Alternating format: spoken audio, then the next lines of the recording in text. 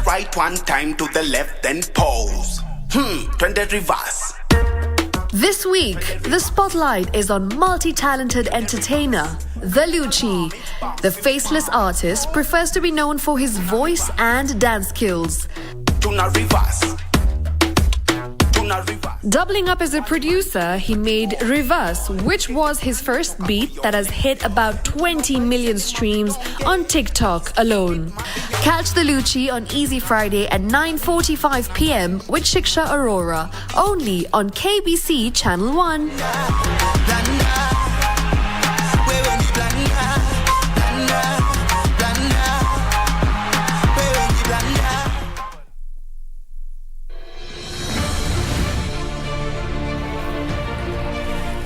Miaka ya 80, mfumo wa 4K Club ulivuma sana katika shule za msingi na ukasaidia wanafunzi wengi kuwa na ujuzi na maarifa muhimu.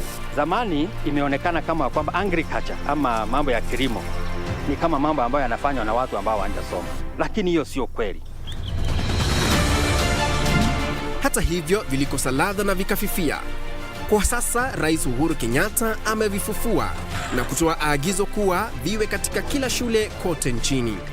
Tazama KBC Channel 1 Ijumaa hii saa 2:30 ujionee jinsi wanafunzi wa shule tofauti nchini wanavyotekeleza baadhi ya miradi ya 4K Club na ile ya Young Farmers Club.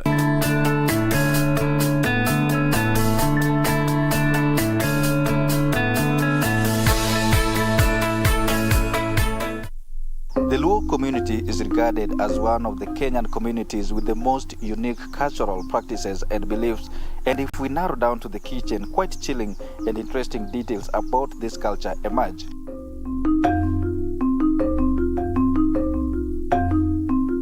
It was the man, it was the owner of the home, it was the hunter, the security man who would serve from the pot. That's when the chicken is being prepared. There are some parts that the children are not supposed to eat. Beacon Furnitures Limited. We're local manufacturers of quality office furniture, dealers in quality office equipment like fireproof safes and cabinets. Our automated state-of-the-art factories at Henna House along Enterprise Road in Nairobi's industrial area. Our showroom is at Uniafric House, Koinange Lane off Koinange Street. We are passionate believers in locally manufactured goods. When you and I buy locally made furniture, we impact on the livelihoods of our brothers and sisters. For orders, visit our showroom at Uniafric House, Koinange Lane off Koinange Street. Beacon Furnitures Limited. Jenga Kenya, tupate ajira.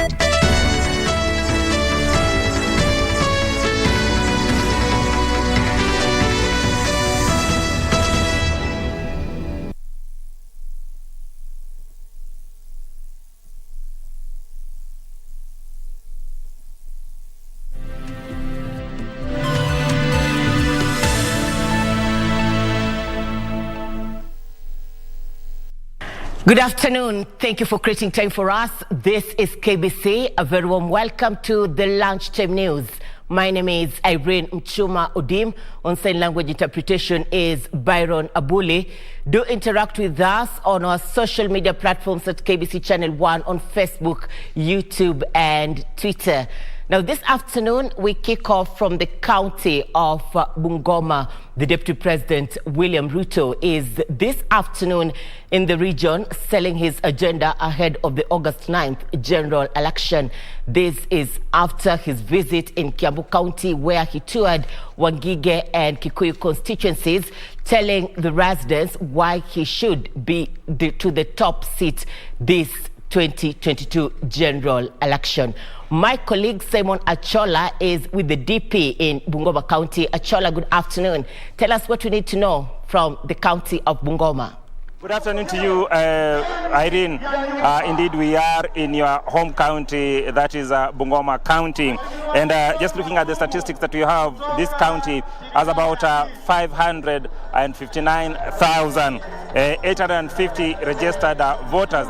And of course, that will easily tell you as to why this has been of keen interest to many politicians in the past. And of course, this election year is not going to be different. Also consider that these figures are actually of the 2017 period, and of course a number of new voters have actually registered, and we are expecting that probably that figure will be hitting about 600,000 and above. And today, Irene, as we all know, today the Deputy President William Ruto, accompanied by ANC leader Musalia Mudavadi and Ford Kenya leader Moses Masika Wetangula, will be here, some sort of the homecoming of the two Luhya leaders since they decided to join forces and work with Deputy President William Ruto in Kenya Kwanza Alliance. And of course, this is the very first county that they'll be holding a rally, and we are at Poster Grounds here, right at the middle of Bungoma town. And of course, a number of issues are expected to be discussed here, and it goes without saying, Irene, that amongst the issues that of course the leaders are expected to actually discuss will be the issue of the ever elusive Luhya vote and the need to rally behind Moses Masika Wetangula and Musalia Mudavadi as the leaders of Luhya nation, as Deputy President William Ruto tries as much as he can to actually woo the Luhya nation to vote for him. We also know for a fact that they will be discussing what exactly happened in the Oka Alliance, and of course moving forward what is expected in terms of wooing the votes from this region, and what most probably Musalia Mudavadi and Moses Masika Wetangula will be getting in the subsequent in the government, if indeed they're going to form the next government. So those are some of the issues that of course locals will be keenly listening in and wanting to know, so that then they can actually get clarity. We know for a fact that the Deputy President was in Kapsokoni today in the morning, then thereafter he moved to Malava, and as I speak to you, we are told that in the next 5 minutes or so he will be arriving here at Poster Ground, so that then he can actually address this crowd that has been anticipating him since morning. We were here when we were going to Kapsokoni at around 8 a.m. in the morning, and what we witnessed was that already excitement was building here at Poster Grounds. And as I speak to you right now, behind, you can actually see that locals have actually already gathered, and they are anticipating that of course Deputy President William Ruto will be joining their sons here at Poster Grounds, so that then they can actually give this community the way forward in terms of their political future, especially now that Moses Masika Wetangula and ANC leader Musalia Mudavadi have actually joined forces with Deputy President William Ruto to form Kenya Kwanza Alliance. Over not also is the fact that where we are, as I've already said, is Bungoma County, but the governor of Bungoma County, Wycliffe Wangamati, is gravitating towards DAP party. That is the latest kid on the block here in Bungoma County. Of course, that party has a very close working relationship with CS Eugene Wamalwa, and Wangamati has already gravitated towards that, and a number of high-profile politicians from this region are actually gravitating towards DAP, and of course, no doubt, this forum will also give them a platform on which they can actually either trash the efforts that are actually being made by DAP, or tell their followers what exactly they'll be doing to ensure that indeed, as even they move forward towards the 2022 general election, how they will navigate through the challenges that are actually being forced, that are actually being put in place by DAP, and of course ODM, which has also some significant number of supporters from this region, and of course now DAP and any other party that will be eyeing votes from this region. So I think that's basically what is happening, and I will be keeping a keen eye on exactly what will be discussed here, and our viewers can actually be sure that we will give them first-hand information of what will have happened here in our subsequent bulletin. Back to you, Irene.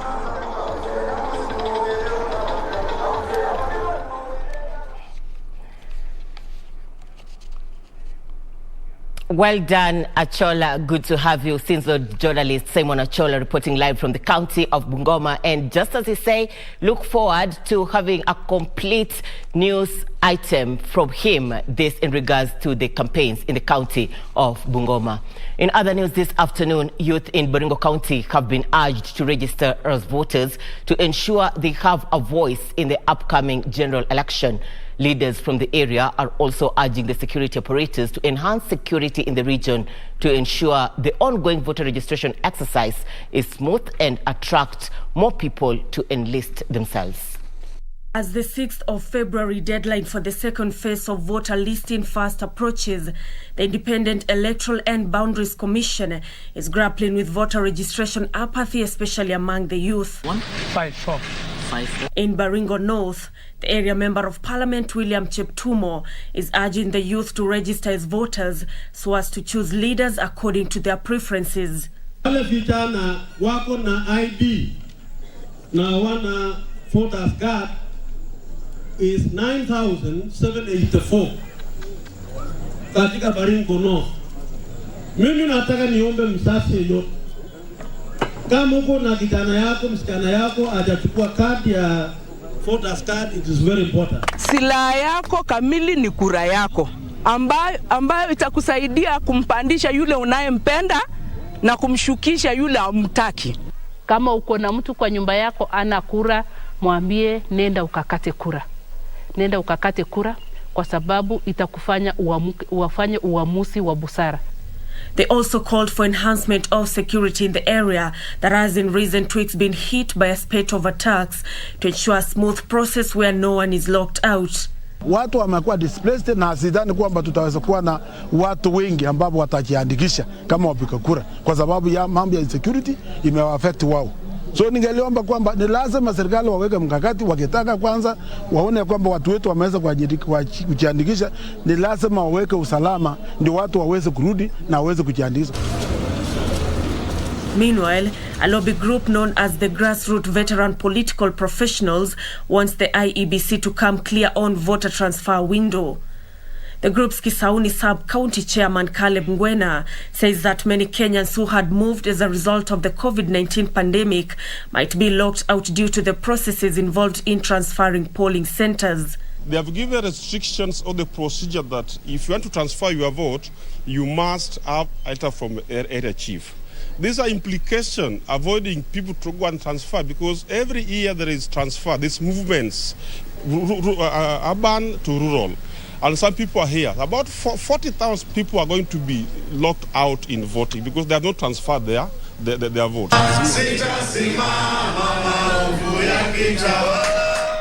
Finally, Orange Democratic Movement leaders in Kilifi are set to embark on a voter registration mobilization drive at the grassroots level.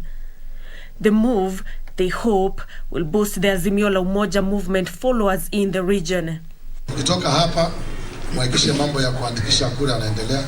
Sisi pia tuna ile tunafanya kwa njia nyingine ile nimewaambia, na ninyi pia muende mfanye ili baba akikuja hapa kwa mkutano ambaye Kilifi inaongoza. Lansio Kware.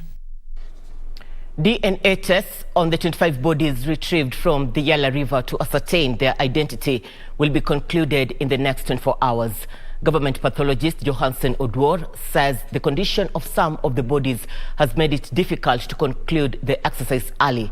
Police spokesman Bruno Shioso says the police are awaiting the conclusion of the exercise before commencing investigations into the possible cause of their deaths. Achola Simon with the details. Several families who lost their loved ones took to Yala Hospital mortuary to participate in the ongoing DNA sampling of 25 bodies retrieved from Yala River as a multi-agency team comprising the police, DCI officers and General Service Unit Special Body Handling Unit sought to unravel the identity of the bodies. Wenye nimeona hapo kwa mortuary ni kitu sijawahi ona. Nimepata kama watu wengine wako wamesaa kwa skeleton, wengine wamefura, wengine wamegeuka wako white.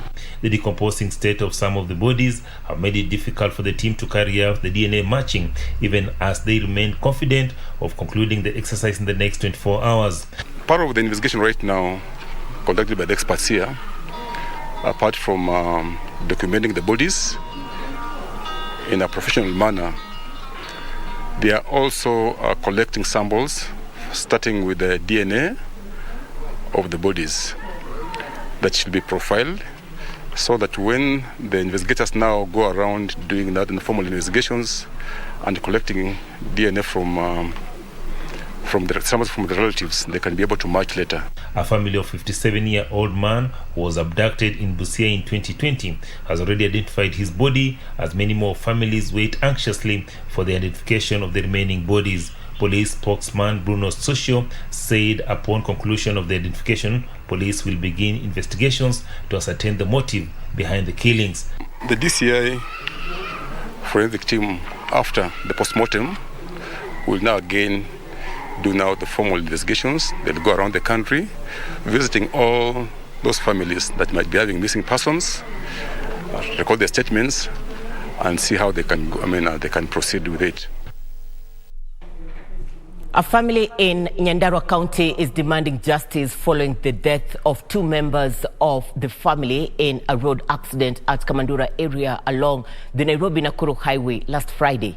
According to the family, Amos Kanywe Muikia and his brother Isaac Ndirangu Muikia met their untimely death when their vehicle allegedly hit a stone which was on a road under construction, and are accusing the contractor of neglect for failing to put the required signage on the road to alert motorists of the danger. Kamandura area in Limuru, Kiambu County. Family, relatives and friends gather for an afternoon solemn mass at this spot along the Nairobi-Nakuru highway, where 2 of their kinsmen perished in a fatal road accident on Friday last week. The family claims that Amos Kanyui Muikia and his brother Isaac Ndirangu Muikia met their untimely death when their vehicle allegedly hit a stone which was on the road under construction, and are accusing the contractor of neglect in not placing a signage on the road to caution motorists of the danger ahead.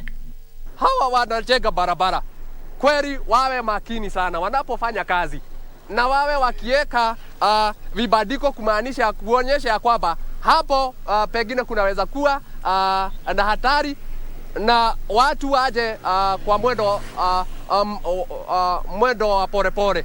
If you look like this road, it needs a continuous block yellow line. There isn't. So even if you're a driver, you don't know where is the end of the road. They now want the relevant authorities to act swiftly and avert any looming danger on the road, which, according to residents, has claimed the lives of over 7 people over the last 1 month. There are people who are mandated, and especially the Kenya people, the NTCA, and the contractor. They are not doing the right thing. This kind of accident wouldn't have happened here if the signs were put. I would want to urge our government and request them that whenever these roads are being done, let them make sure that the contractors that has been given the work to do their work diligently, that they should do all the markings that need to be marked along our roads. For Lunchtime News, I'm Safin Acheng O. Now, the Kilifi County government has urged residents to stop the wanton sale of land in order to resolve the squatter menace in the county. Governor Amason Kingi lamented that some residents had become professional squatters for selling their land immediately after getting ownership documents and become squatters in other lands where they expect the government to settle them. Kilifi County has dealt with the squatter challenge for decades, with the county government now saying the solution lies in residents not selling their land. The county government says that over half the residents have no legal ownership documents to the lands they occupy. Governor Kingi lamented that some residents had become professional squatters, as they will sell their land immediately after getting ownership documents and become professional squatters in other lands where they expect the government to settle them. Wakati serikali inaenda mbio, inaweka pesa kwa sababu ya kutoa suluhisho la ardhi, tafadhalini na wasihi tusiwe na urahisi kwamba nimepata cheti ngoja niuze. Kingi has advised residents to use their document to secure loans or lease their land instead of selling it. Kuna kitu kinaitwa leasing. Ikiwa mtu kiwa kabisa una shida kama vile waziri alivyosema, ikiwa una shida kabisa ya hela na unachonacho ni shamba lako peke yake, usiliuze, rekodishe kwa muda, maana huo ndio urithi wako na vizazi vako vinavyokuja. Kingi said both national and county government were spending a lot of money in surveying and adjudicating land to settle its people, and urged the beneficiaries to appreciate the efforts by keeping their land in their families. Kilifi County Executive Committee member for land Maureen Mwagovia also called on land control boards in the county to be vigilant and ensure that those who acquire the land do not sell it without following due process. Unapopewa hii title, hakikisha kwamba umeitumia kulingana na vile ambavyo hakuna haja ya kuuza. Tuna programs za land clinics kama department ambayo tumekuwa tukizunguka tukihamasisha jamii kuhusiana na ardhi yako. Ukipata ile hatimiliki, si lazima uuze. She put the Kilifi North Land Control Board on the spot for allowing the sale of most pieces of land in Teso area at extremely low prices. Wazi wa lile eneo ambalo unawakilisha, mawaidha ambayo itaweza kuwasaidia, lakini si kuwaongoza kuweza kuuza ardhi zao. The Maendeleo ya Wanawake organization is calling on the political class to desist from inflammatory utterances that could easily destabilize the country. The organization's national chairperson Rahab Mweu, who spoke in Nairobi, asked aspirants in the forthcoming general elections to exercise tolerance and strive to safeguard the peace the country is enjoying.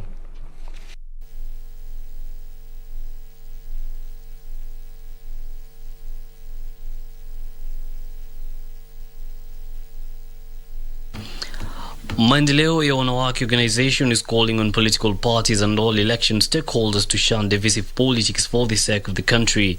The national chairperson of the organization, Rahab Mweu, said the country has enjoyed peaceful coexistence and Kenyans shouldn't allow leaders to drive it back to its painful past. We have all witnessed politicians employing inflammatory politics which are very dangerous for this nation. Considering where we have come from, we have worked very hard as women to acquire the peace, stability that we have in this country. We feel, Mama Phoebe, time has come again to remind our leaders we do not have another country. Mweu said the organization will support women vying for different elective positions, but the beneficiaries must first demonstrate that they are ready to engage in peaceful campaigns. We want to support women of integrity. We want to support women with values. We want to support women who will be very careful what they tell us in these televisions. We have seen quite a bit, and our children, our grandchildren, who are looking at them. We want to have peaceful general elections, and we want to have peace for not only our nation but our children and grandchildren. So we are calling upon each one of us to take account of our responsibility. The women organization is also asking Kenyans, especially the youth, to turn up in large numbers and register in the enhanced voter registration exercise before the 6th of February deadline. Yusuf Far reporting for Lunchtime News. The China Media Group is promising innovative broadcast production for the upcoming Beijing Winter Olympics. The media outlet says it will adopt media convergence communication concepts, advanced production and broadcasting techniques, as well as innovative technologies. Themed Together for High-Tech Winter Olympics, a joint initiative was launched at the CMG Forum in Beijing. The move aimed at showcasing innovative capabilities of media by taking the Beijing Winter Olympics and the Winter Paralympics as an opportunity to share experiences and practices of innovation-driven development. The focus is also to actively undertake the responsibility and mission of holding fast to truth in journalism and defending fairness and justice and build the broadest consensus possible with reinforced unity and trust. Jacqueline Masharia for Lunchtime News. Police in Busia County have arrested 2 suspects who were smuggling ivory tusks worth 9.1 million shillings from Uganda. The 2 suspects, one Kenyan and his Ugandan counterparts, were ferrying the tusks on a motorbike before they were nabbed by police officers. Confirming the incident, Busia Sub-County Commander Stephen Kimunya says that they got a tip-off from the public before security agencies of the DCI, Kenya Police, in conjunction with the Kenya Wildlife Service, moved with speed to arrest the 2. Waliweza kuenda mahali pale, wakaeka mtego na ukaweza kunasa suspect wawili ambao walikuwa wamebeba hizi elephant tusk na wakaweza kushikwa.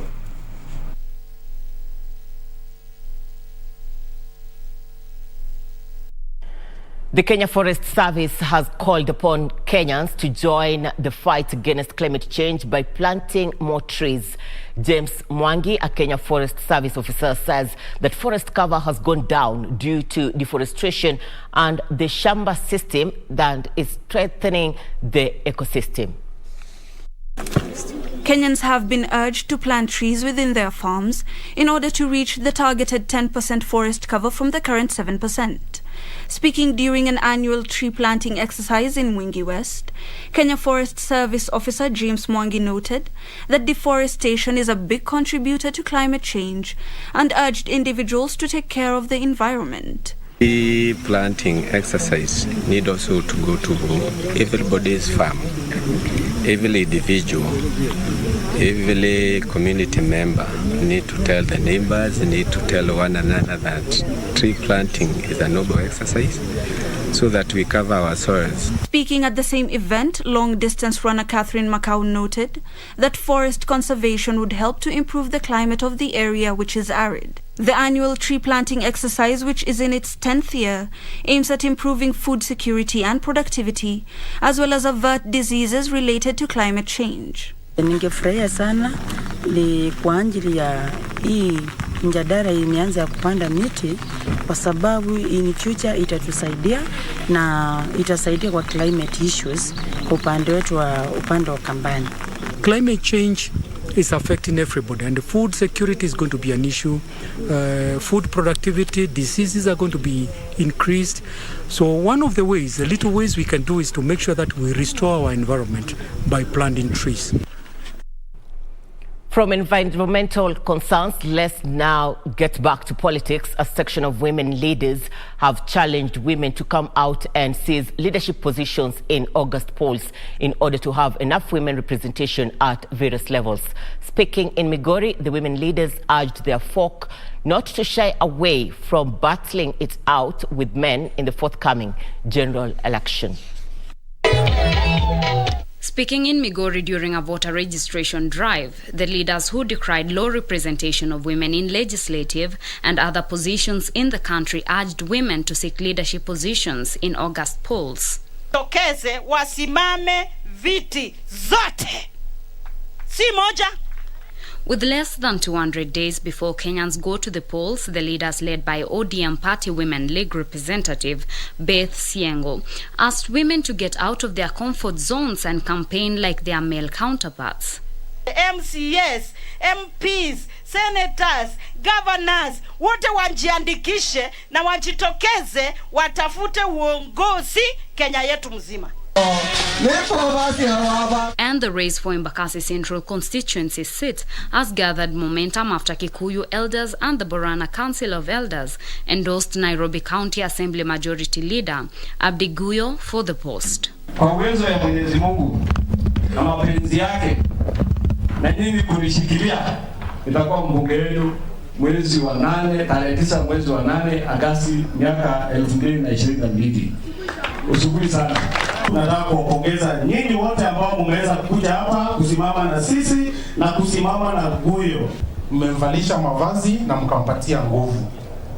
Msimwachilie, mzidi kumwombea, mzidi kumkampenia. na make sure amepata kiti. Kazi huyo ameweza kufanya, alitusaidia tukiwa sisi wote, na ile maendeleo ambayo tumeweza kuleta pale ni kwa ajili yake. Murang'a County has recorded increased cases of cancer, with cervical cancer being most rampant in the region. Former area Member of Parliament Jamle Kamau says he has been organizing free medical camps in the county, urging locals to visit hospitals for an early screening of the disease. Kamau said they would be launching mobile clinics to serve locals across the county. Locals visiting the clinic also appealed to the incoming county government to for the youth.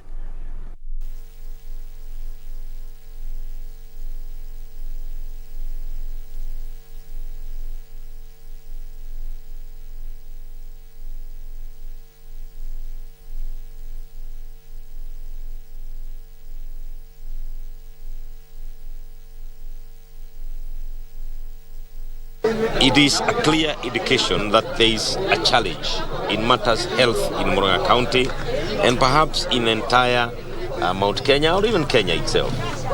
And I believe there are factors that have contributed to that, mainly things being offered today. In addition to the eye checkup, dental checkup, the other medical issues, blood pressure, diabetes and the others, we have added cervical cancer screening. Nimekuja hapa Gatula Health Center kuangaliwa macho, ilikuwa na shida ya kusoma, lakini sasa hii najua nitafaidika juu nimeona kila aina ya daktari wako mahali hapa. Tunakuwa na magonjwa mengi ya meno, ingine ya mwili nyingi, na sasa hatuna pesa ya kusaidia mtu. Tunaendaga hospitali, tunakosa pesa ya kulipa, na sasa siku ya leo tunashukuru sana. Hii government inakuja ya county government ya Murang'a ile create jobs kwa youth, sababu sisi tuko na certificate lakini zimelala. Uwezi niambia ni shida nikiomba kazi ya kulima kahawa, majani, na mimi nimesoma na shindo masomo yangu nitapeleka wapi? Watoto wetu pia wanalia hivyo hivyo, sababu certificate zote ziko kwa nyumba lakini hawana kazi. Glad you're part of this bulletin. We are paving way for commercials. We'll be back with more news, including business and sports. Stay with us.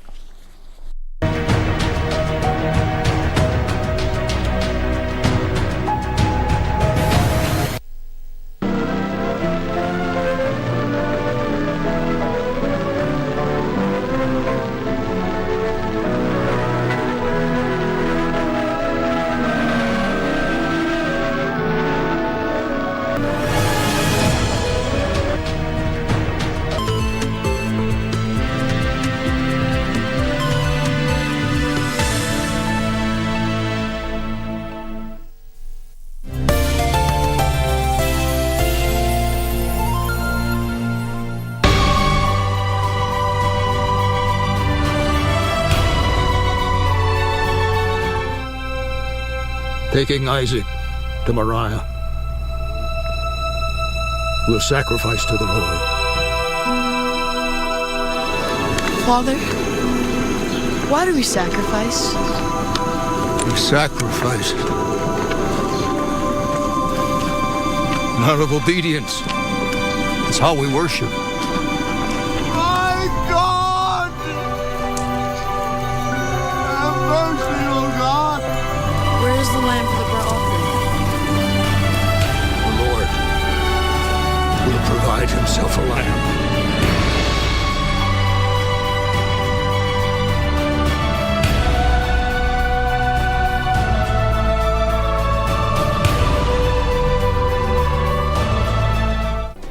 Do you have a news story to share with KBC? Get in touch swiftly on email news@kbc.co.ke or call 0723-892-654 or 0734-780-124. The small and medium-sized enterprises are the heartbeats of the Kenyan economy. They contribute about 34% to the country's annual wealth, and they employ almost 80% of the country's total workforce. But this critical industry is at a crossroad. that these MSMEs are not even creditworthy in the eyes of the financial institutions. So you find when you're dead completely. And that's why the fund then would have been very handy to be able to cushion these institutions, so that, these businesses, so that they are able to stay afloat.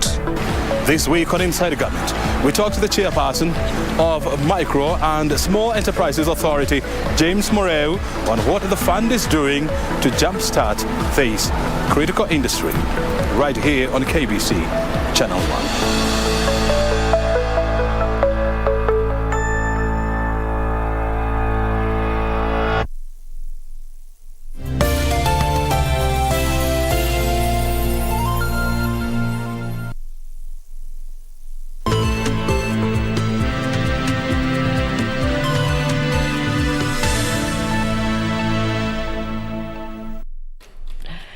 Glad you're still with us. We do appreciate your feedback on our social media platforms at KBC Channel 1 on Facebook, YouTube, and Twitter. Across the borders now, U.S. President Joe Biden has warned there is a distinct possibility that Russia might invade Ukraine next month. The buildup of tens of thousands of Russian troops on Ukraine's borders in recent weeks has stoked fears of an invasion. Elsewhere, nearly 1,500 people have died of malnutrition in part of Ethiopia's blockaded Tigray region in the past 4 months. According to the White House National Security Council spokesperson Emily Horn, President Biden says there's a distinct possibility that the Russians could invade Ukraine in February. During their talk, President Biden reaffirmed the readiness of the United States along with allies and partners to respond decisively if Russia invades Ukraine. The U.S. president made the comments in a telephone conversation with the Ukrainian president on Thursday. Russia, meanwhile, says it sees little ground for optimism in resolving the crisis even after U.S. rejected Russia's main demands as it denies planning an attack. And finally, there's an accumulation of more than 50,000 blockade-related deaths from hunger and disease in the largest official toll theater associated with the country's war in Ethiopia. 5,421 deaths were confirmed in Tigray between July and October, according to the independent Ethiopia Insight. According to Hagos, the mortality assessment covered roughly just 40% of Tigray since occupation of some areas by combatants. Back home, over 200,000 people in Samburu County are in dire need of food aid following the prolonged drought that has forced the migration of about 80% of their livestock to neighboring counties in search of water and pasture. Samburu County's Department of Disaster and Special Programs plans to procure 10,000 bags of emergency relief food, but is calling for more support to assist families.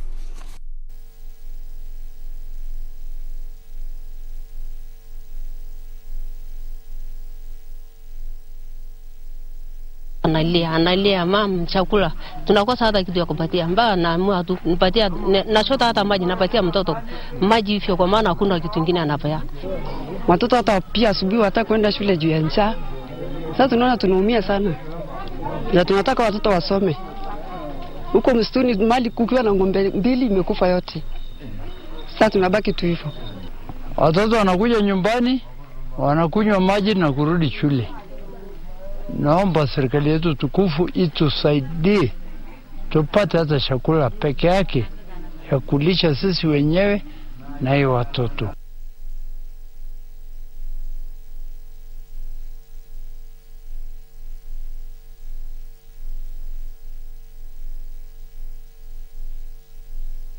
Animals that are coming here to this market are really very weak animals.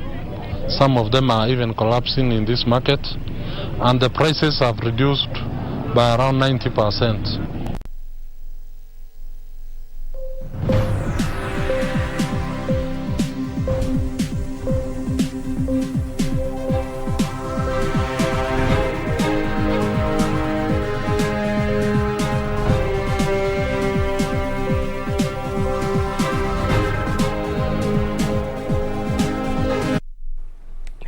All right, let's talk business. Exporters want to leverage on regional airports to increase horticulture export volumes. The horticulture Crops Directorate under the Food and Agriculture Authority has earmarked the Isiolo and Kisumu airports to offer direct agricultural exports to key international markets.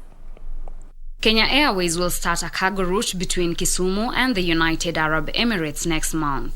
The cargo flights will deliver horticulture produce from Kenya, Uganda and Tanzania twice a week to the Gulf. The Horticulture Crops Directorate is also seeking to start direct export flights from Isiolo Airport to increase volumes. AFA says Isiolo Airport will cater for horticulture produce from central lower eastern region of the country. The strategic location near major producing zones for various horticultural crops, including fruits, flowers and vegetables, then makes it a little bit strategic in terms of a positioning for exports. These plans are underway to speed up construction and expansion of the Isiolo Airport runway.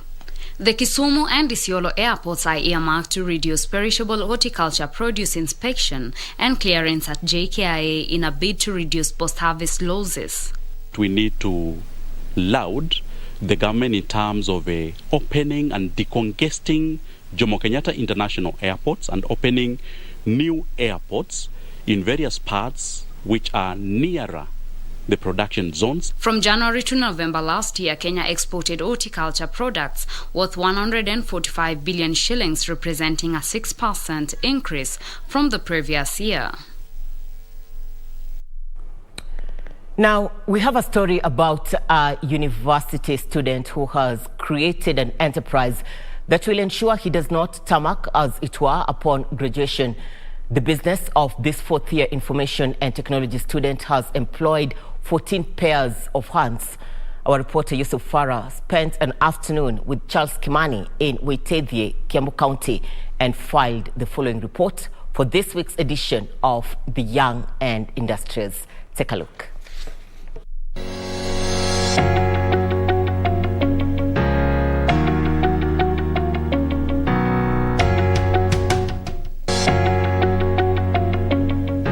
This plot, located in Waitedhie Ward, Kiambu County, plays host to the Jamii Products Company Limited. The organization's 30-year-old Chief Executive Officer Kimani Charles, now a fourth-year student, welcomes us to the premises where members of his staff are keeping the production line live.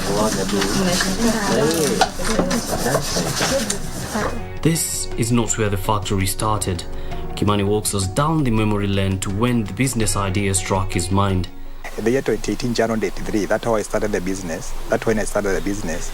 And because I couldn't have the capital, I happened to borrow the Kenya shillings 1600 from Mshwari. But because that's where I could just lender the money. So after I got the loan, I was trying to figure out what can I produce. Nikanunua makatasi waste, actually to a waste. You see these bales za unga, za hiyo ya dani hiyo. Hiyo ndio nilikuwa nanunua kwa shop, naenda nazichukua na pimua na kilo. Then I come natengeneza mifuko, but then I could not produce kitu safi because I didn't have the idea.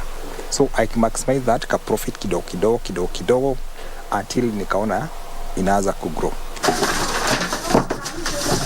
This factory that now comprises 4 room spaces started operations in a single room. The CEO walks me through what happens once the khaki raw material that is locally sourced gets to the office. We have the raw material. We cut it according to the pieces that we need. The pieces are also the product that we need to produce. Then from there we take it to the production department. They fold it. After folding, they package it. They also brand. They also divide themselves. The business has 14 members of staff. The company focuses on 6 main products. These products are packaging bag, envelopes, gift bags, book covers, popcorn bag and cake boxes. In this training room, we see those who have expressed interest in the business being inducted by the company's training officer. We've been here for the last 2 weeks. Actually, today marks exactly 2 weeks since we were here. And I can say the progress has been amazing, me and my team. And we've been able to train from the envelopes, the gift bags, to the covers, to the many other things, like even the branding. Whenever you train someone, that's an employment. You have self-employment to that person. Imenisaidia sana juu Before nikuja hapa nilikuwa nimehangaika sana. Yeah. So sikuwa naweza kujilipia rent nini. Vitu zingine sikuwa naweza kujifanyia, but sasa naweza penda siku moja nijipate nimefungua kampuni yangu kama hii. Sana lazima turudi huko nyumbani, tutafute wale majuts nini. Venye mimi nilikujanga huku nikaitwa Kimani inue watu wetu huko nyumbani, vijana. Well, the business has its own fair share of challenges. You need to make sure that everything is learning. Understand? And then you also need to make sure that the staff that you are wanakutegemea, you make sure that they also have the comfortability. Ukiangalia hizi products zetu haifai kuwa na maji, contamination of the water. Yeah. Another thing is about the dust. Those are the two key things that we make sure that hazitaguzana nayo. Hii ni medical. This is a plain sheet ya keki boxes. Despite the challenges, the fourth-year student's resilience has seen him grown to a point of opening other branches for his siblings, something that he counts as a success story. I love it. I then have that burning desire to see that we are growing. In Naivasha, we have a branch for my older brothers, my sisters, 4 of them. I have also opened a branch for my brother in Kamuru, Joska, because he is schooling there. Kimani, however, has opted to stay on the manual side of production, attributing his decision to what he terms high quality of the end product. From a 1,600 shilling Mshwari loan to a now fully functional business and financial independence for the entrepreneur, Charles now hopes to own a bigger warehouse in the future and create employment for members of his community to financially empower them. Isufar reporting for Young and Industrious from Waitedi Ward, Juja Sub-County, Kiambu County.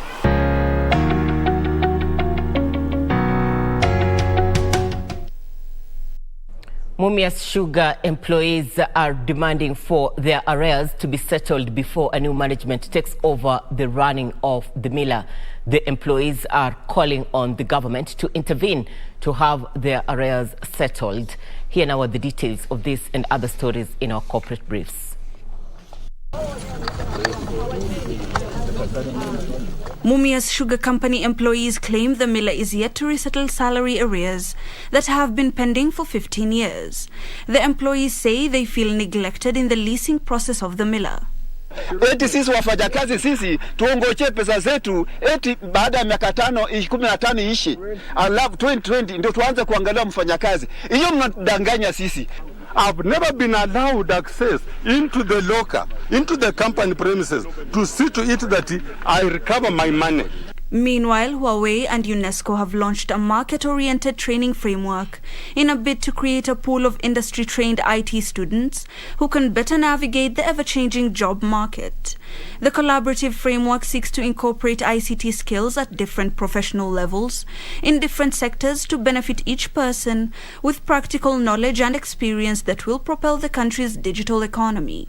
Investing in education is not only our social responsibilities, but also our business priority to help growth in the ICT sector and to help growth economics of the countries in which we stay in and we operate in.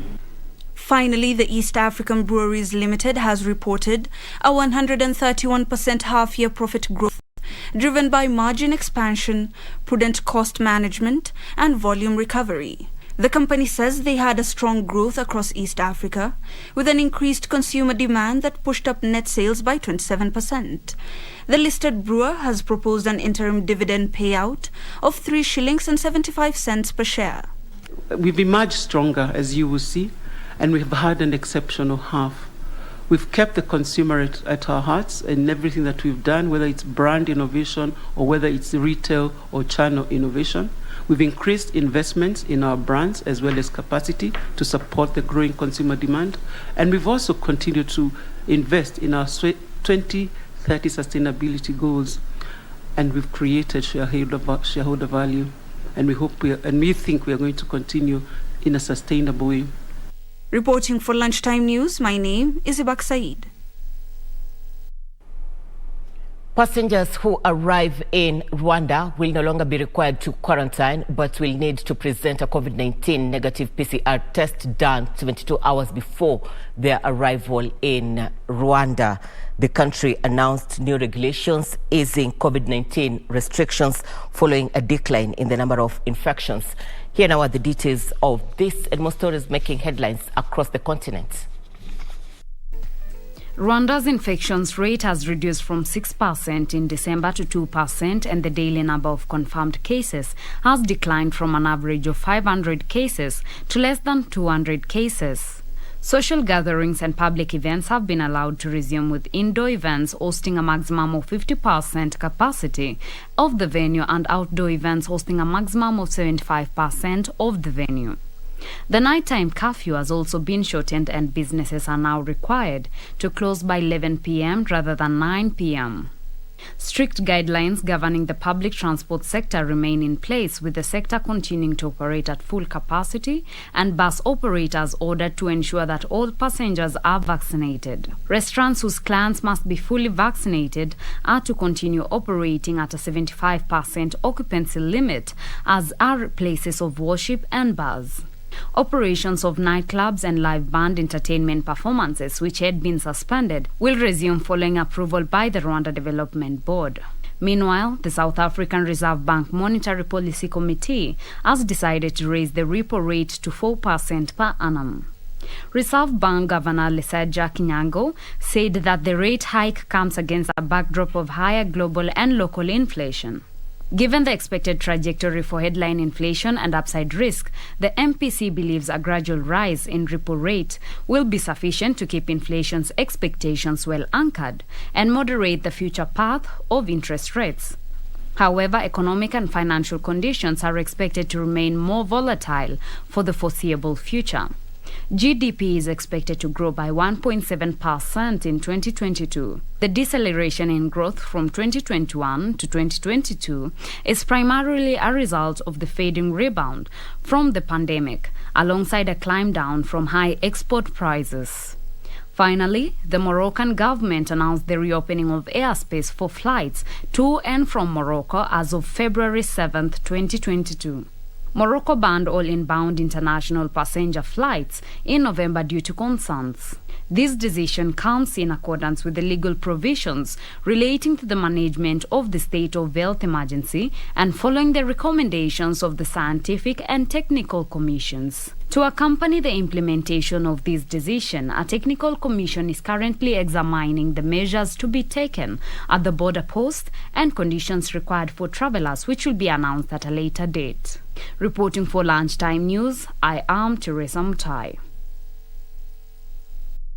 China Unicom has become the latest Chinese telecoms giant to be banned from the U.S. over significant national security and espionage concerns. The Federal Communications Commission said it had voted unanimously to revoke authorization for the company's American unit to operate in the U.S. China Unicom must stop providing telecom services in America within 60 days. Here now are more details to this and much more making headlines across the globe. The announcement by the U.S. Federal Communications Commission comes after larger rival China Telecom had its license to operate in the U.S. revoked in October last year. The Federal Communications Commission chairwoman, Jessica Rosenworcel, says there has been mounting evidence and a growing concern that Chinese state-owned carriers pose a real threat to the security of the U.S. telecommunication networks.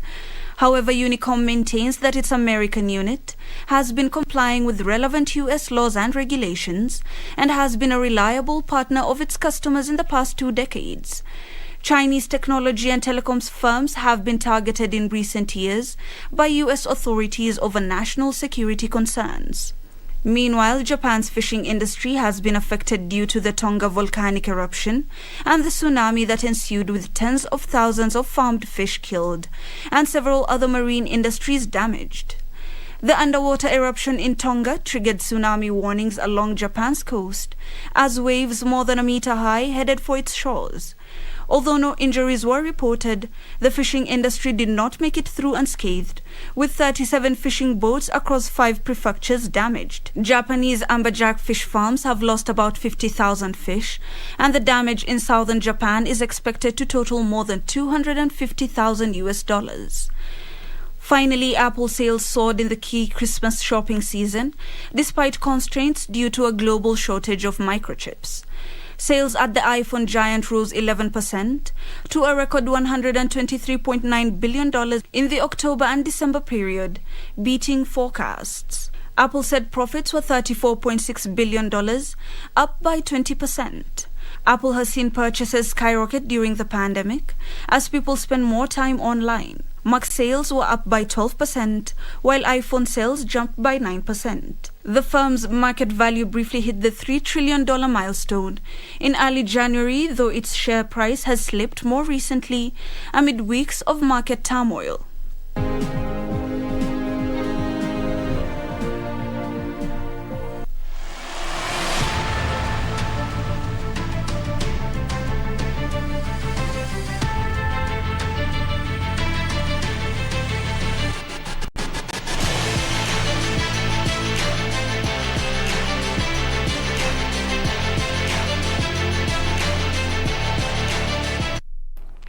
Time for sports news. Spain's Rafael Nadal defeated Italy's Matteo Berrettini to reach his 6th Australian Open final.